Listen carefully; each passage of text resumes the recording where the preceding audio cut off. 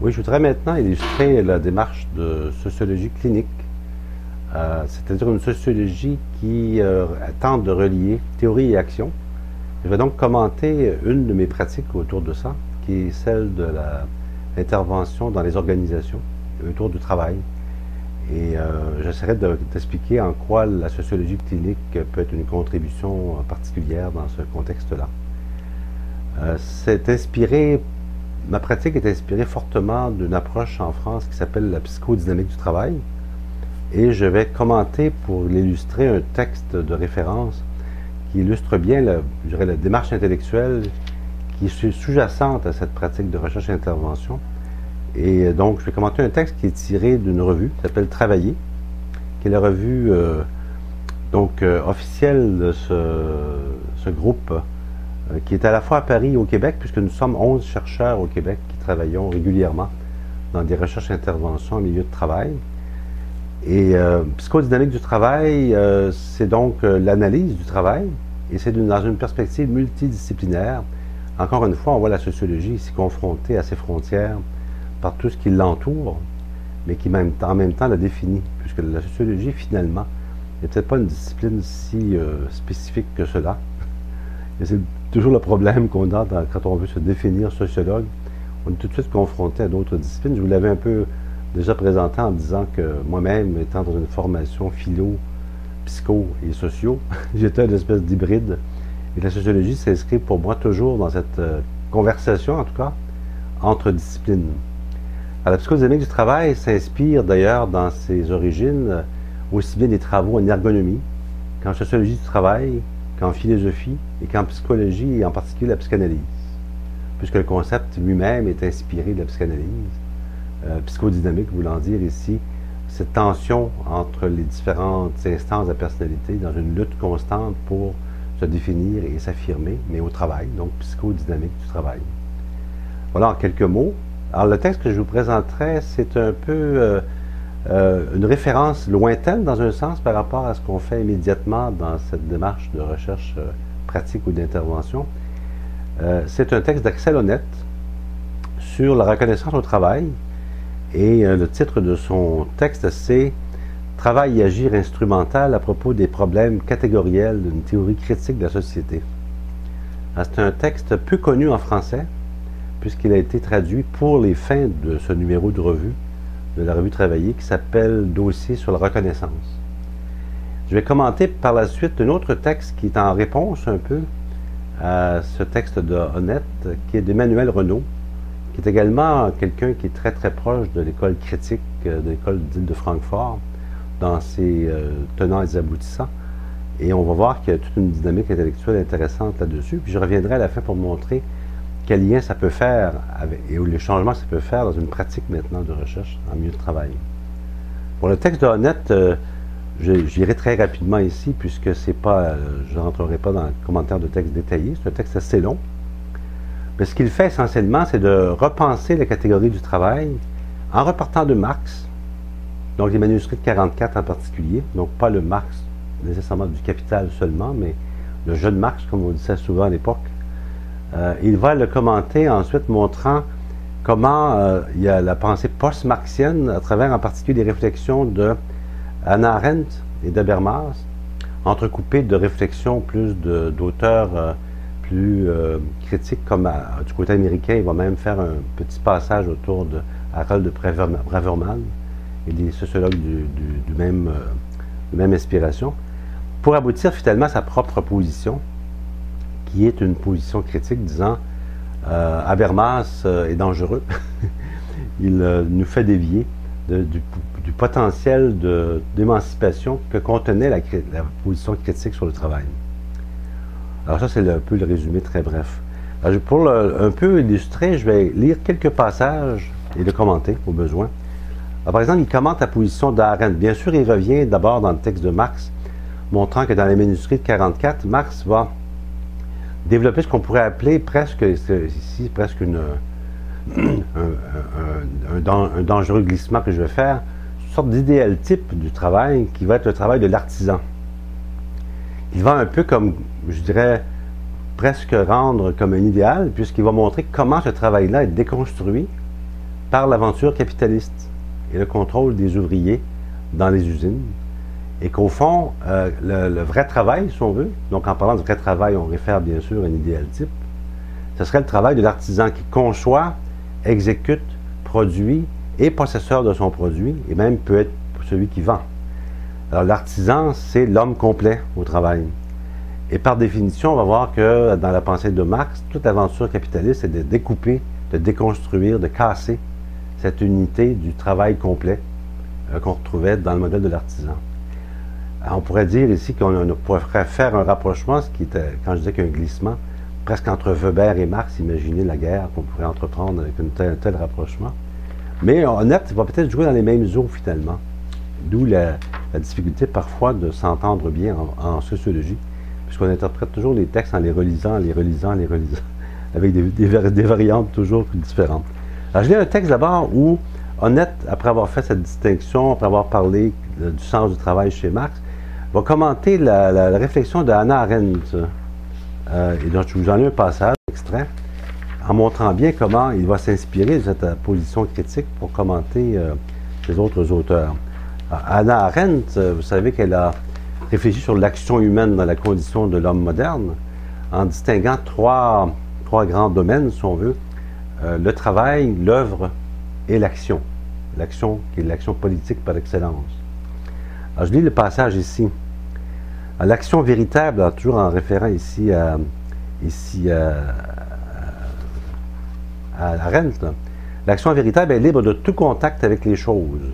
Parler et faire sont des modes de pratique par lesquels les sujets humains se rencontrent les uns les autres et révèlent leur subjectivité mutuelle sous la protection de qualités communes qu'ils découvrent ensemble. On connaît ici le petit lien qu'Habermas aussi. Ce type d'action qui suscite l'intérêt majeur de Arendt. C'est pourquoi elle revient au concept aristotélicien de praxis, selon lequel la vraie action, praxis, n'a pas de produit et est signifiante en elle-même. Cette action est opposée à la production, poiesis, dans laquelle un objectif externe à l'action elle-même est poursuivi, en vue de montrer qu'un seuil spécifique, représenté par la praxis de la compréhension mutuelle exprimée dans les structures de l'action médiatisée linguistiquement, est atteint dans l'histoire humaine. Il commente, Honnête, il est vrai que les formes de l'action, de l'œuvre et du travail, limitées naturellement, ont été fortement valorisées par les philosophes modernes depuis Locke, Smith et Marx, parce qu'elles assurent la base sociale et économique pour la reproduction de la société humaine. Mais selon Arendt, seule l'action communicationnelle entre les sujets rend possible la survie de l'espèce d'une manière qui soit à la fois ouverte historiquement et humainement appropriée.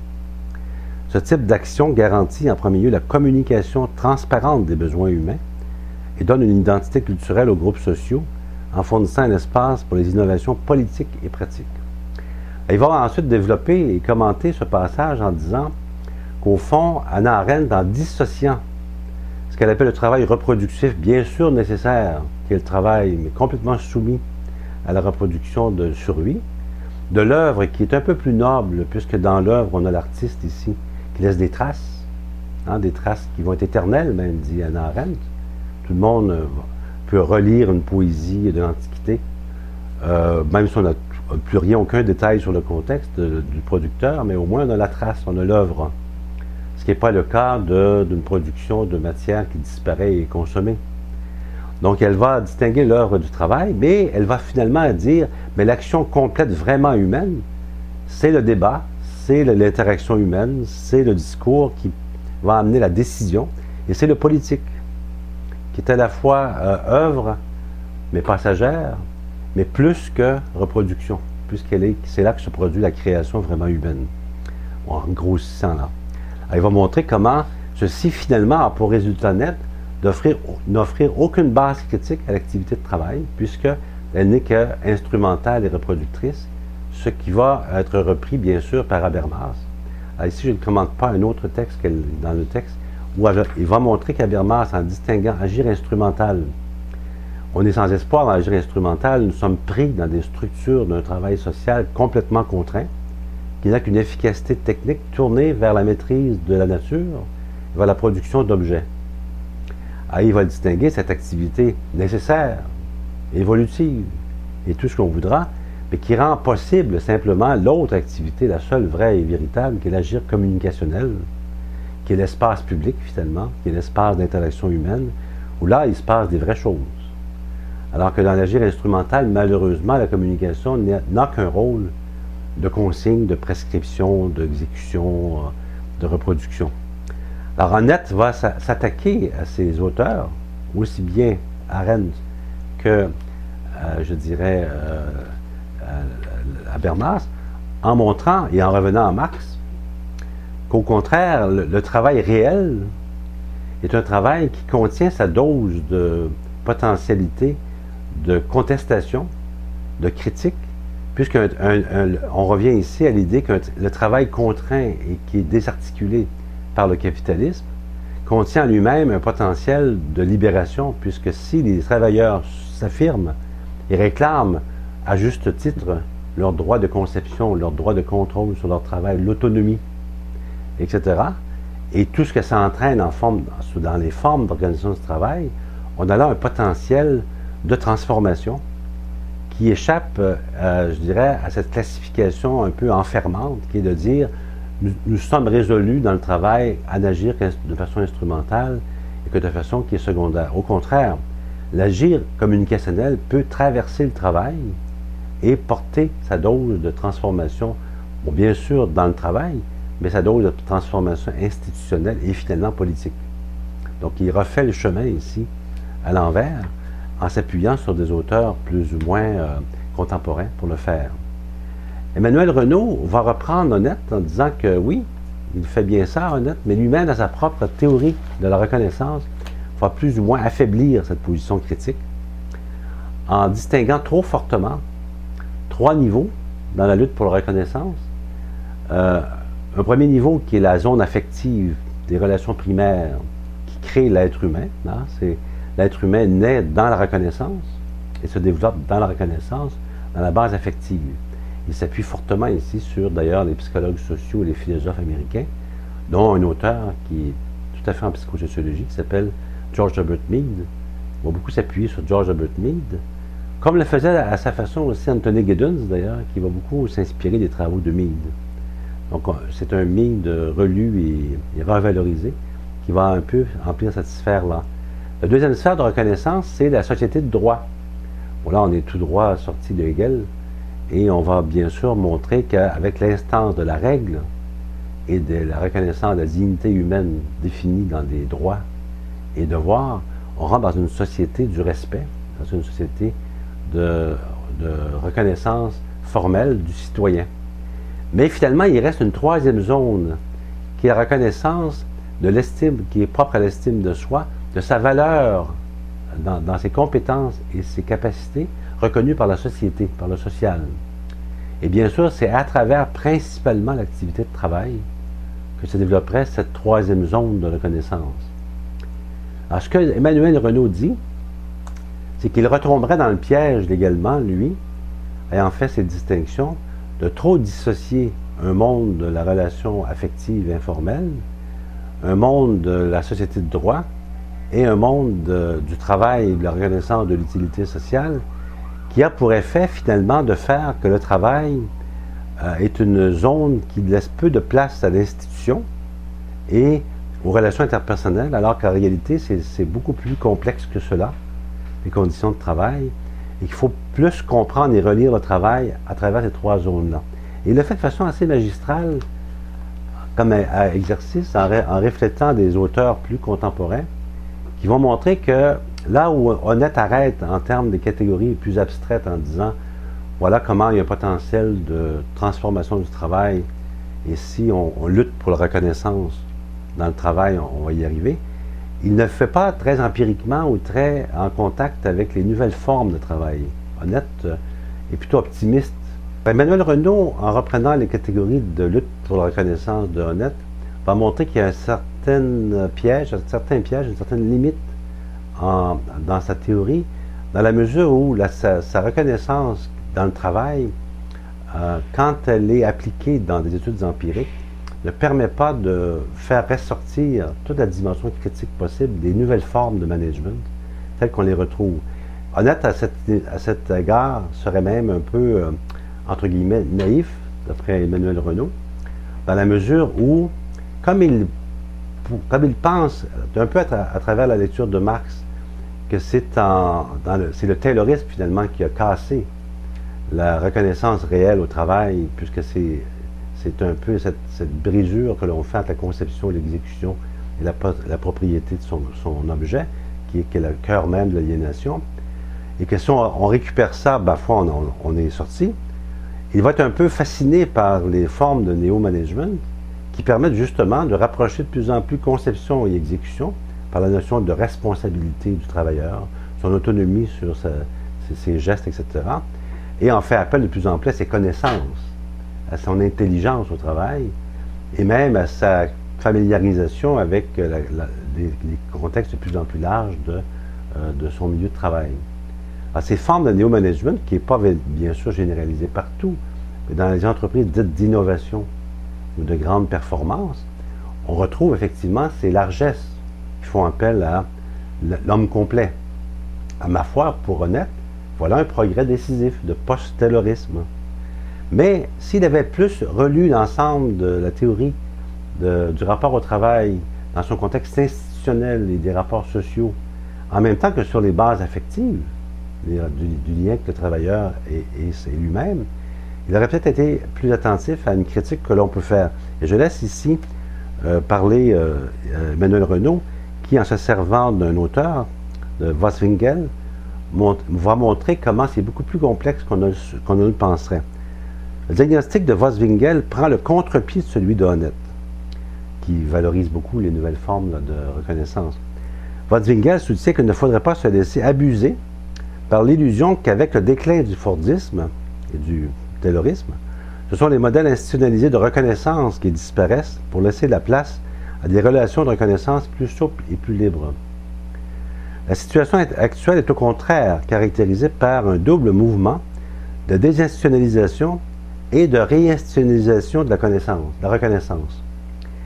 L'individualisation des demandes de reconnaissance n'est donc pas à concevoir comme une libération des demandes de reconnaissance, mais comme l'effet d'un nouveau type de pression normative qui conduit les individus à tenter de faire valoir la qualité de leur travail sous un mode individualisé.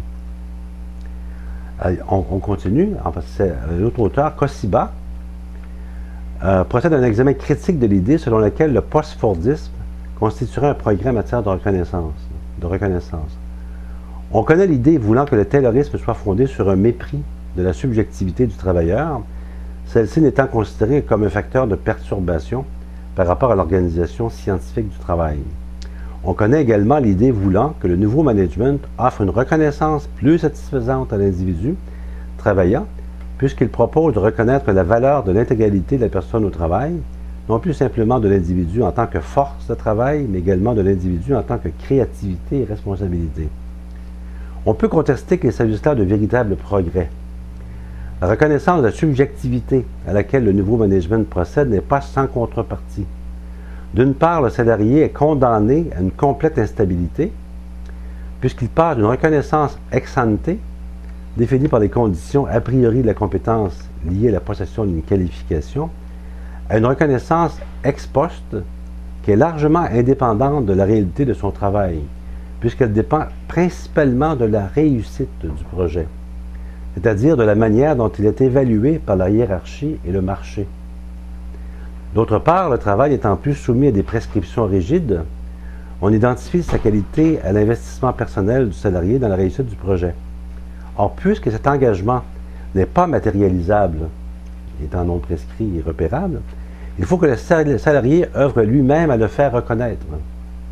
Il faut mettre en scène son identité au travail, aussi bien en témoignant son engagement personnel complet dans le projet, que de sa capacité de mobiliser un réseau de collaborateurs compétents et d'accompagner, si ce n'est l'anticiper, toutes les modifications organisationnelles requises. Le salarié est ainsi soumis à des contraintes de présentation de soi. Et ça continue. C'est une analyse assez fine ici, où on montre qu'au fond, au nom d'un progrès pour une plus grande reconnaissance du travailleur, il y a un véritable leurre. Que dans le fond, ça n'intéresse pas plus le nouveau propriétaire ou marchand de production le travail ne l'intéresse pas plus que dans le temps de Taylor, puisqu'on se fout un peu de sa créativité et de ses compétences.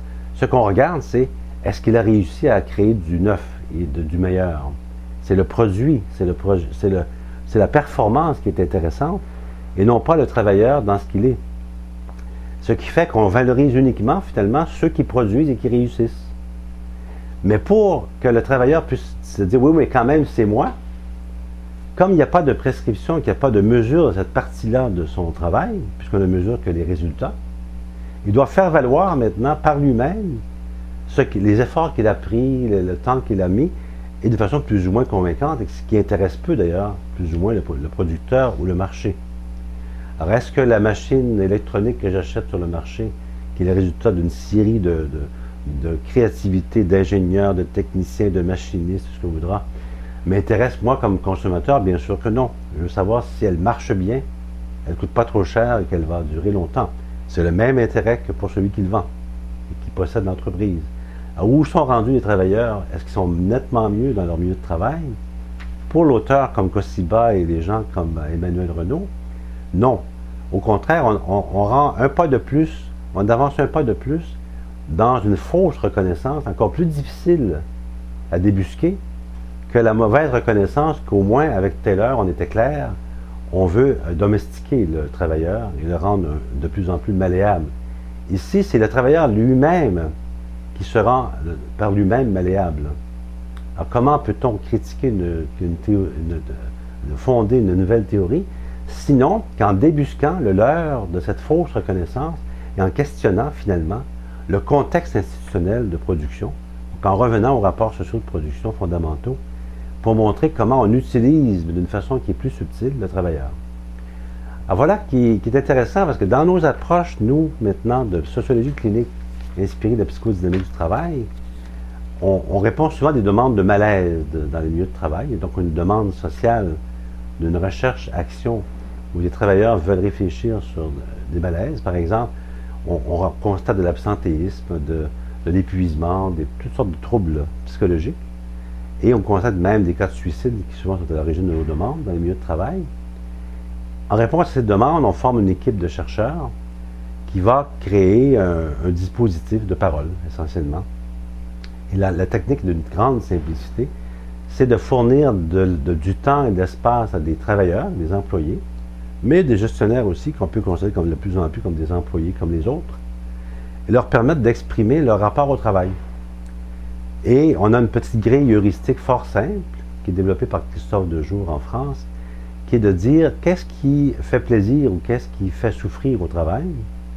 Donc par une description détaillée de son activité vécue de travail, des sources de plaisir, des sources de souffrance. Et après, on élabore tranquillement avec les gens, si donc il y a source de souffrance qui arrive très vite dans la description du travail, et dont un des premiers facteurs est la non-reconnaissance de ce qui par les pairs ou par les supérieurs de ce qu'on fait. C'est une des sources de souffrance.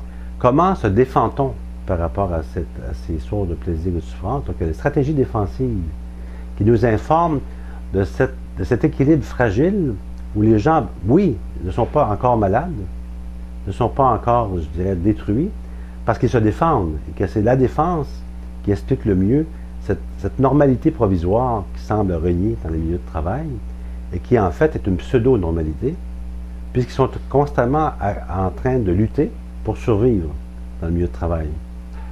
Et quand on permet comme ça cette analyse avec les gens de leur situation de travail, et qu'ils en arrivent à une compréhension de plus en plus fine de ce qui leur arrive, ça permet d'être beaucoup plus conscient et exigeant par rapport au milieu de travail et demander des modifications ou des améliorations réelles dans le travail qui correspondent à leur conscience du travail.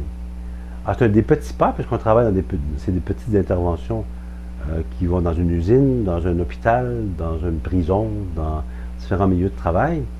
Mais cette prise de conscience micro, je dirais, révèle des processus beaucoup plus larges, beaucoup plus généralisables, qui peuvent ensuite, dans la diffusion, dans des actions plus collectives, on pense ici à l'action syndicale, on pense à des travaux scientifiques diffusés, peut-être, je dirais, enlever ou réduire cette idée d'un leurre de l'imaginaire ici et de l'idéologie, qui est l'idéologie néo-managériale finalement.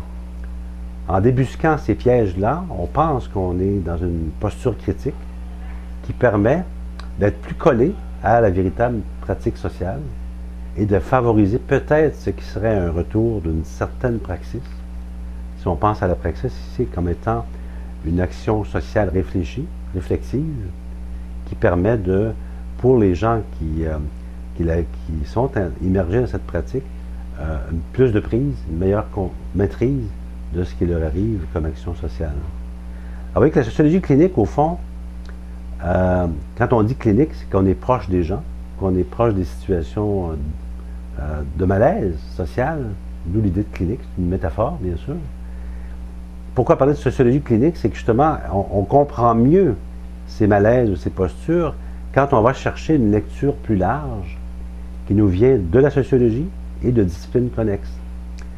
Et on montre bien que pour le chercheur, sa contribution, essentiellement comme sociologue, ou psychosociologue, ou enfin en s'inspirant des disciplines des sciences sociales, au fond, sa contribution, c'est peut-être tout simplement de garder cette mémoire longue des idées et de constamment les confronter au réel avec les gens. Et sa contribution, c'est cette lecture, je dirais, un peu plus théorisante, un peu plus théorique, qui va être rapprochée de la théorie et de la pratique que les gens ont aussi dans leur milieu de travail, qu'il suffit souvent uniquement de stimuler. On parle souvent, nous, que le dispositif des collectifs d'enquête qu'on met de l'avant dans la psychodynamique du travail, ce sont essentiellement des lieux de parole des travailleurs confrontés à la parole des chercheurs.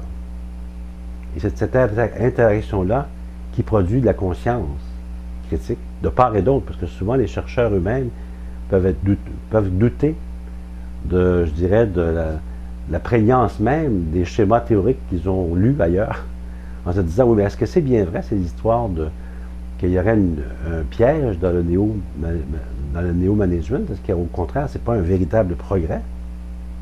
Bien, quand on confronte les employés qui le vivent et qu'on va voir dans le milieu comment ça se passe, on dit, oui, la théorie critique a encore sa place. Parce que finalement, c'est vrai qu'il y a du leurre, c'est vrai qu'il y a des pièges, et que les gens le vivent dramatiquement dans leur chair, puisque dans le fond, ils en tombent malades. Comme disait le poète La Fontaine, hein, dans les conditions actuelles de la compétition mondiale, ils n'en mouraient pas tous, mais tous étaient frappés.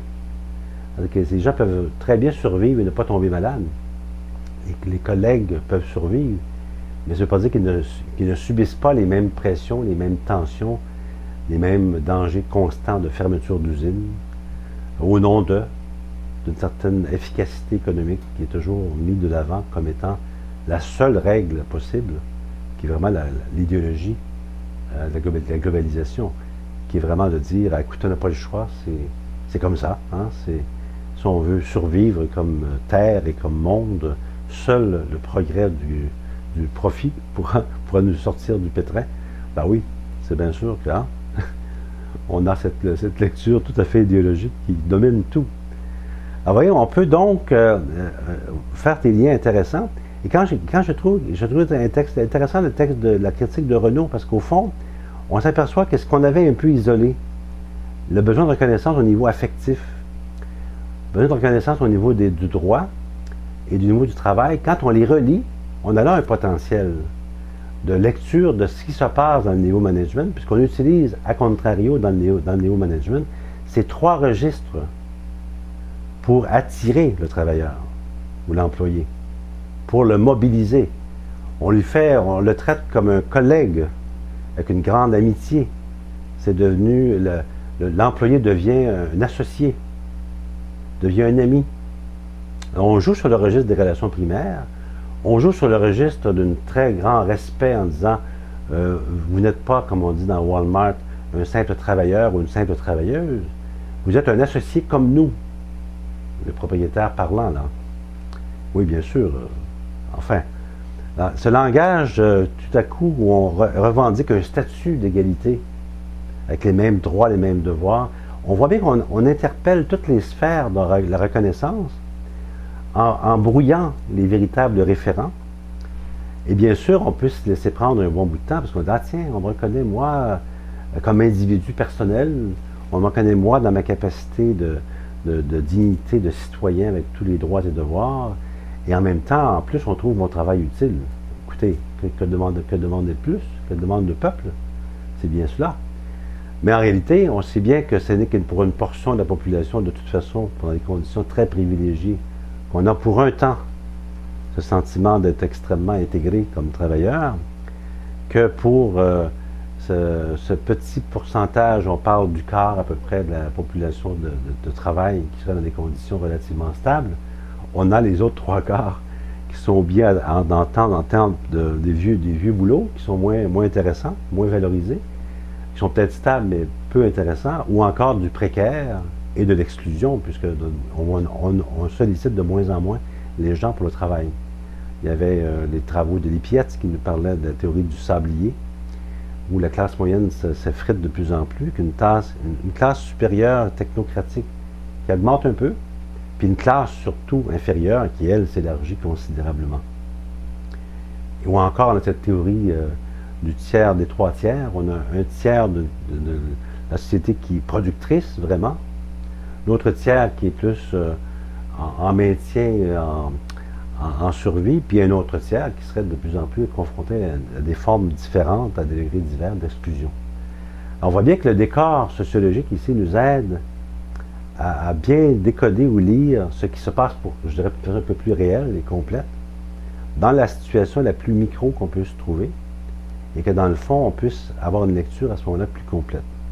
Ben voilà pour un commentaire autour de Honnête, Renaud, Marx et compagnie, et qui m'inspire, moi, comme sociologue clinicien, dans les petits travaux très, très micro que je peux vivre régulièrement, où, par exemple, on a terminé une étude dans le milieu hospitalier, par exemple, avec des infirmières, où on trouvait un niveau de détresse important, parce qu'on avait ces lectures où on essayait de situer à la fois très concrètement, de façon très détaillée, ce qui est l'activité de travail, mais en la reliant constamment à son contexte institutionnel. On avait cette règle qui s'appliquait constamment. Mesdames, on vous valorise beaucoup. Maintenant, écoutez, on a besoin de moins de qualifications. On va couper des postes quand même. Et on voit qu'avec les années, plus on valorisait les infirmières, plus on coupait leurs postes. Alors, bon, je veux bien croire que tout est là dans la valorisation, mais on voyait bien qu'il y a des contraintes structurelles extrêmement puissantes qui faisaient que on chargeait de plus en plus le personnel avec des additions de tâches et une plus grande complexité de tâches en réduisant leur nombre.